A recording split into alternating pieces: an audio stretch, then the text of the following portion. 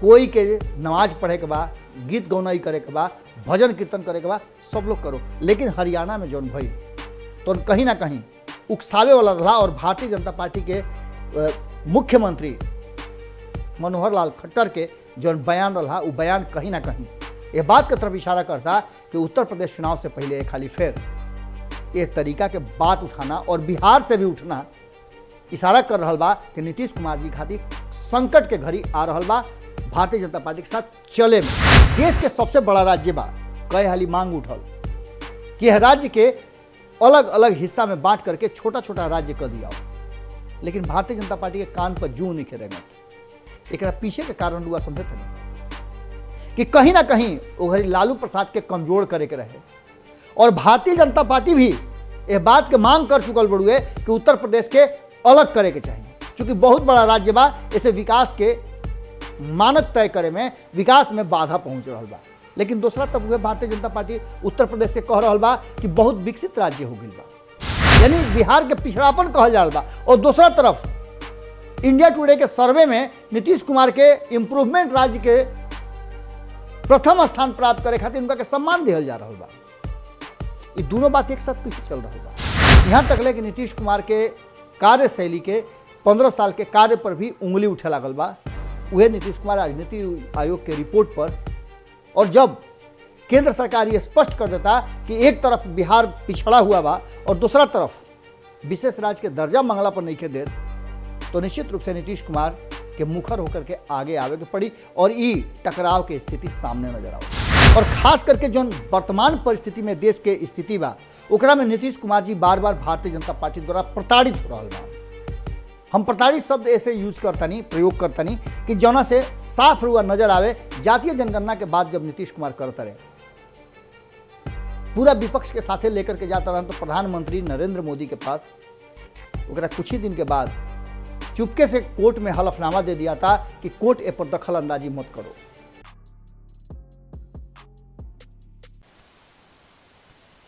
बोली कतनो ऊंच लागे हमरा के अलहदा रखी है, बोली कतनो ऊंच लागे हमरा के अलहदा रखी है। बिकाए वाला लिस्ट से हमार नाम जुदा रखी है, बिकाए वाला लिस्ट से हमार नाम जुदा रखिए। गोड़ लागता नहीं हेरा से अभिनंदन वालों के अपना कार्यक्रम जना के नाम है खुटा ठोक के। लगातार बिहार के राजनीति पर चर्चा हुआ लोग से हुई रहल बा। ए बीच में बहुत सारा परिवर्तन 24 घंटा में हो जाता। जैसे ही दूसर का हम करे खातिर आवत नहीं खुटा ठोक और वालों से बातचीत संवाद करे खातिर कि आज कुछ नया बात हुई, लेकिन अचानक से बिहार के राजनीति में कुछ ऐसा घटना घट जाता, कुछ ऐसा बात हो जाता जना के लेकर के फिर से ओझी आवे के पड़ता। और बार बार रुआ लोग बात पूछतो बनी कि आखिर सरकार कहिया भसी, कहिया नीतीश कुमार जी पाला बदली हैं, कहिया बिहार के उद्धार हुई। इस सब बात के पूछला और बतियवला के बाद एक खाली फिर से यह असमंजस के स्थिति में कहीं ना कहीं एक बात तो पक्का हो गई बा कि नीतीश कुमार जी जना तरीका के एक्ट करतन, जना तरीका के व्यवहार करतन, उसे स्पष्ट हो रहा बा कि इस संबंध, यारी, दोस्ती, गठबंधन लंबा चले वाला नहीं है। जब इतना पक्का गठबंधन, महागठबंधन के रहे, ओकरा के माने बिछड़ देरिए ना भई, फरका फरका सब लोग हो गई। तो एनडीए गठबंधन जौन की एक लंबा समय से चल होता है, कितना साथी साथ छोड़ चल गए, ओकरा बावजूद नीतीश कुमार जी बहरी होकर फिर संगे आकर के और ये बात के दिखावे कोशिश कैले कि एनडीए के संभाल लिया, लेकिन ना संभरल। अब वर्तमान स्थिति में जहां स्वार्थ के जौन आंकड़ा होला वो बेसी बढ़ जाला तो घमासान होला, एमें कोनो दूर आए नहीं है। बिल्कुल स्थिति वही लायक बुझाता। रुआ लोग से चर्चा हम लगातार कर रहा होता नहीं, और 2020 के चुनाव परिणाम अइला के बाद से ही कम से कम भारत लाइव हम अलग अलग विषय पर चर्चा के दौरान जब भी बिहार के राजनीति पर चर्चा हुई बा, तो ये बात के रुआ लोग से जरूर चर्चा के लिए बन जा कि कहीं ना कहीं अब जो वर्तमान परिस्थिति बा में नीतीश कुमार अपना खातिर एक अलग स्पेस खोजता रहा, ओकरा खातिर अलग साथी के जरूरत बा। और इस सब कुछ बुझाता कि नीतीश कुमार खातिर अपने चलल आवता उनका भी। नीतीश कुमार अपना रणनीति, अपना आइडियोलॉजी, अपन नीति और अपना विचार से चलावे वाली सरकार के बहुत अहमियत देवलन। वो कोनो तरह के समझौता ना करस, एक खातिर वो चाहे सत्ता में रहस या ना रहस।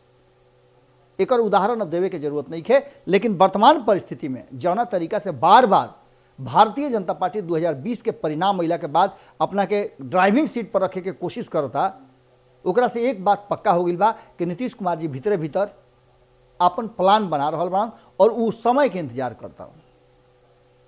एक पहले भी रुआ देखले रही कि कैसे नीतीश कुमार जी भारतीय जनता पार्टी के साथ अलग भई रहन, अलग होकर के भले ही उनका बहुत तरह के दंश झेले के पड़ल, बहुत तरह के प्रयास करे के पड़ल, लेकिन रुआ कुछ अच्छा करे खातिर कष्ट सहे के पड़ेला। वर्तमान परिस्थिति में जौन स्थिति बा ओकरा में जहां एक तरफ नीति आयोग के रिपोर्ट के लेकर के नीतीश कुमार पर लगातार हमला हो रहा बा, चाहे वो विपक्ष होके या सत्ता में उनका साथे बैठल लोग होके, यहाँ तक ले कि नीतीश कुमार के कार्यशैली के 15 साल के कार्य पर भी उंगली उठे लागल बा। वह नीतीश कुमार आज नीति आयोग के रिपोर्ट पर, और जब केंद्र सरकार ये स्पष्ट कर देता कि एक तरफ बिहार पिछड़ा हुआ बा और दूसरा तरफ विशेष राज्य के दर्जा मंगला पर नहीं के देत, तो निश्चित रूप से नीतीश कुमार के मुखर होकर के आगे आवे के पड़ी और ई टकराव की स्थिति सामने नजर आवता।